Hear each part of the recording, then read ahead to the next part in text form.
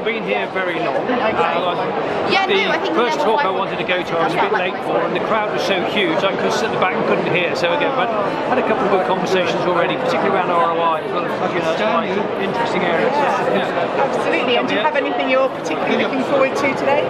No, just getting an idea of what's going on in the industry.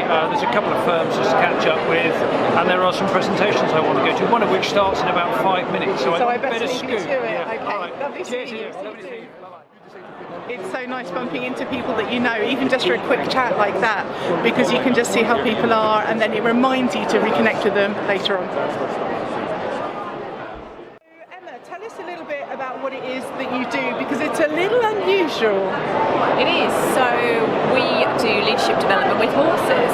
With horses, so not courses. Not courses. Which is how I misheard you, but horses as in the animal that pull the cart. Okay. Yeah, we do. Why is that even a thing? That's a really good question. That's a really important point. How do you see the management involvement with the learning of their teams? How do you find that? Is that a challenge that we see across the L&D industry, or is it something to bring that together?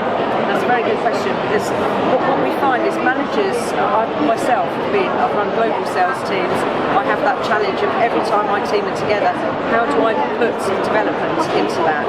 And you're expected to come up with be creative, part of those ideas. Generally most managers don't have that skill set, or the fear of being found out because you don't have the knowledge yourself. So this takes all of that away, and I then take it to the games. So there's 2 learning platforms.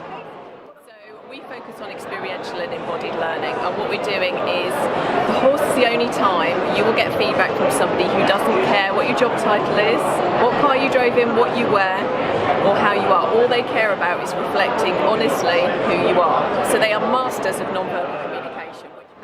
We've got the conference hall kind of down here below us, really noisy, really busy, loads of amazing people and products and all sorts. What are you noticing, having wandered around, about maybe just the way that people are marketing themselves? Yeah, there is a lot of energy going on down there, Joe, and there's a couple of things I've noticed already just on this first day. And one of them is the difference and the change in the words that people are using. So you're seeing some of the words come in a lot more, like micro-learning. Some people are still referring to words like neuroscience, but it's starting to die down. So that's interesting. To speak to then Andy, tell us what it is that you do and what you've been doing here this morning, first of all. Okay, so I'm Head of Learning and Development Content at CIPD, and I think for us, 2 of the key things that we're developing as an institute are great content, which is about thought leadership and helping people to really drive change and transformation, and also developing community. What better place to have a fantastic conference which is heaving with people, with great thinking, great content, and obviously lots of chance to not only listen to people but to share, so lots more interactive sessions. So yeah, I'm very lucky. I'm in a really exciting job right now for CIPD. It sounds so strange. I'm sure there must be so many people going, horses, really, what is the next ridiculous thing that's going to come along? Why is it not ridiculous? Horses are the longest surviving mammal on the planet. One of the things that we do as well is talk about their leadership dynamics, so we show what their leadership model is, which is a collaborative working model. So what they do in business, as well as how they allow you the feedback to come out of you, is we embed a leadership model which is about collaborative working.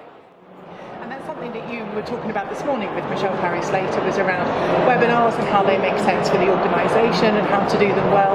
What are some of the things that you got, the feedback that you got from people this morning, what you observed? I think a really interesting thing for me is so often we just think about the webinar, and for many it's a bit white-knuckled still. I mean, you obviously have got experience and I have, but we focus all our time on the actual delivery of the thing, and I think what we were sharing today was the before and after is really, really important.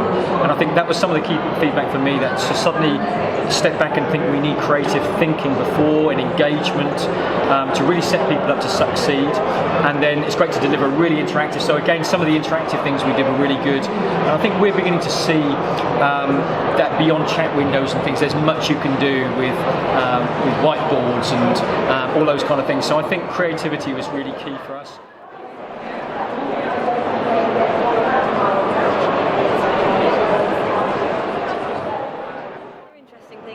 companies that are coming over from abroad and tapping into the UK market, which we always see.